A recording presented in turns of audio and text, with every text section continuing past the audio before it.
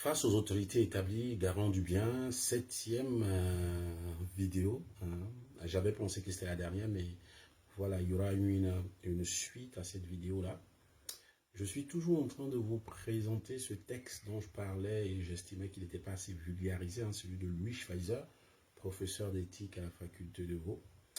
Et l'accent que cette septième partie prend, c'est l'Église et le politique. La participation à la vie de la société et ses débats. Comment est-ce que l'Église, comment est-ce que le chrétien, justement face à cette autorité publique dans la vie de la société, dans les débats, comment il peut se positionner.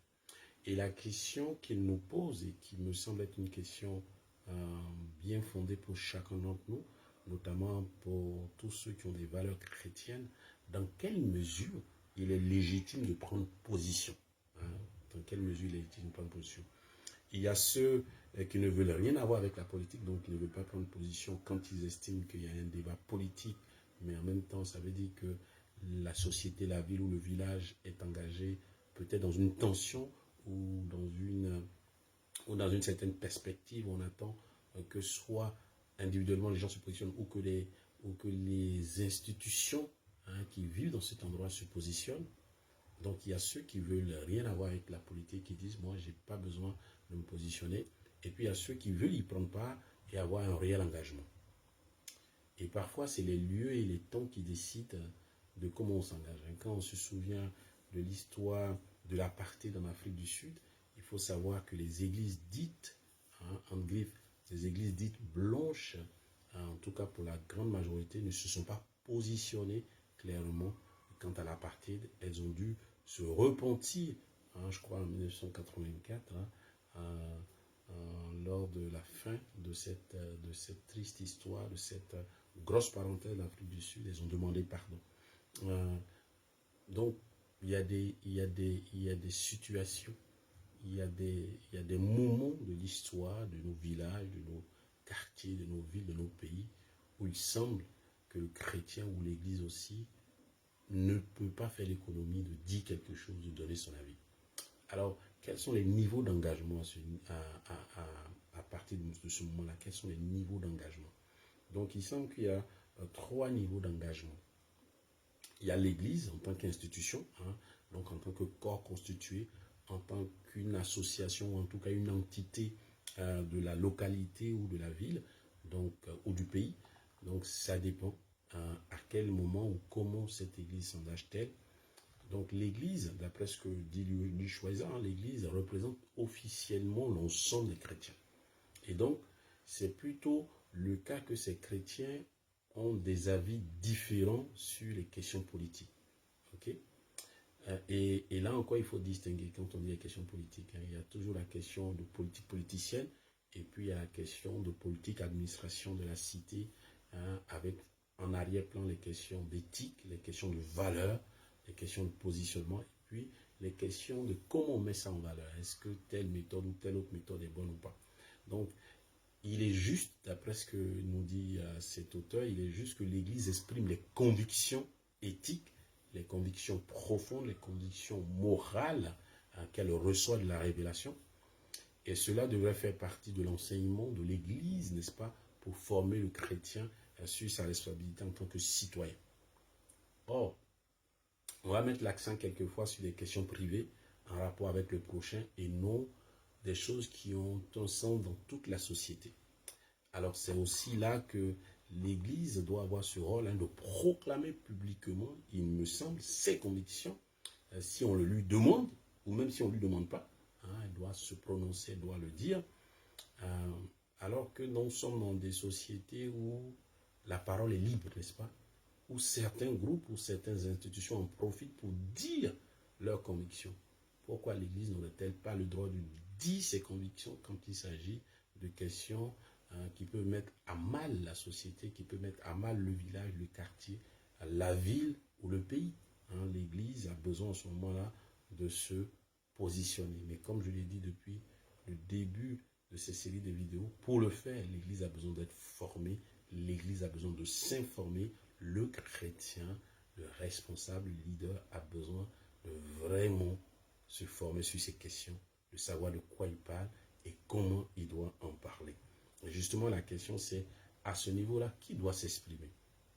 Donc, quelle est la manière de s'exprimer déjà et qui doit le faire? Est-ce qu'une question locale, c'est-à-dire si c'est une question qui concerne la ville où le conseil municipal doit prendre une décision précise, est-ce que c'est à l'Union d'église? Vous savez, l'Union d'église, c'est la fédération de toutes les églises du pays. Est-ce que c'est à la fédération de l'église de venir prendre une parole dans cette ville? Ou c'est à l'église locale ou aux églises locales, donc les églises sont dans cette ville, de dire une parole? Donc c'est là que parfois, il faut bien situer les prises de parole.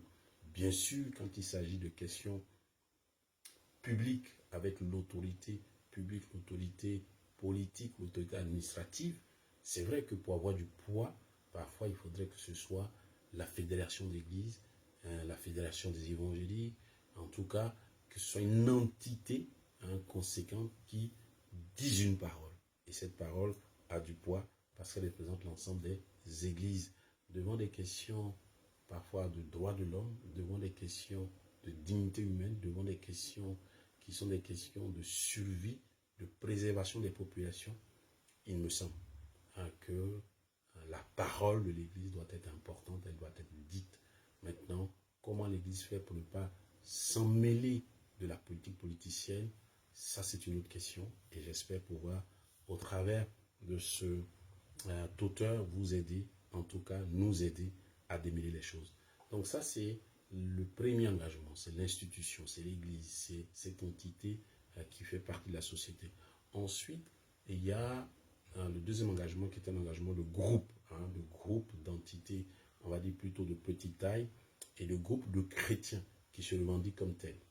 C'est-à-dire que ces mouvements-là se revendiquent à juste titre comme étant des mouvements chrétiens.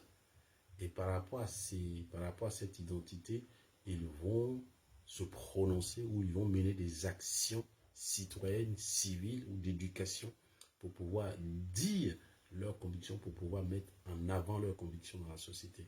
Alors c'est au nom de leur foi qu'ils vont agir. On a des mouvements qui sont des mouvements maintenant internationaux. Il y a ceux qui luttent contre l'esclavage, contre la traite négrière, en tout cas contre toute forme d'asservissement, et qui sont des mouvements chrétiens et qui le revendiquent en tant que tels. Et puis ces chrétiens-là s'engagent aussi sur d'autres situations où sur ces positions-là, ils savent que peut-être ce n'est pas forcément des choses qui sont liées à une seule façon de voir la solution, même si on est chrétien.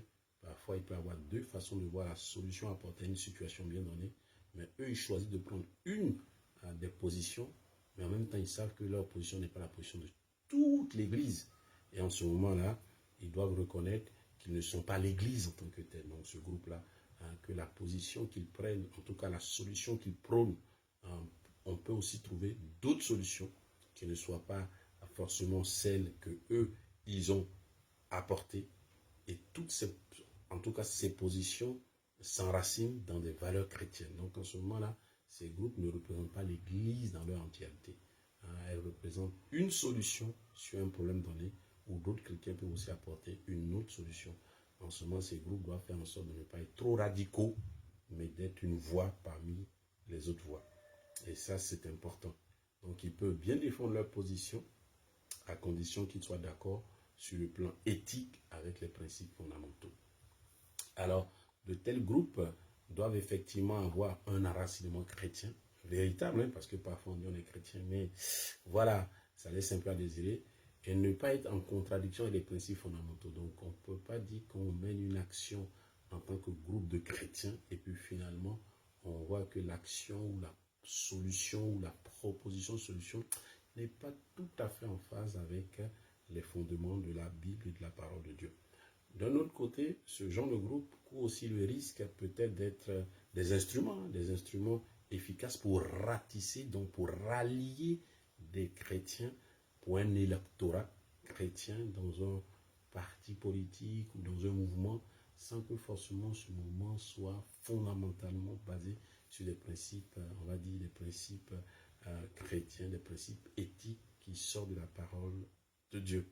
Donc en ce moment-là, il y a aussi une attention à avoir pour ne pas que finalement ce soit plus de la politique politicienne que plus de défendre de vraies valeurs qui sont des valeurs de croyants.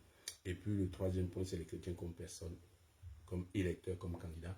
Mais ça, je vous en parlerai dans la prochaine vidéo. Si ce texte, vous voulez l'avoir, n'hésitez pas à le mentionner pour que justement je puisse, comme je l'ai dit, le vulgariser à votre endroit.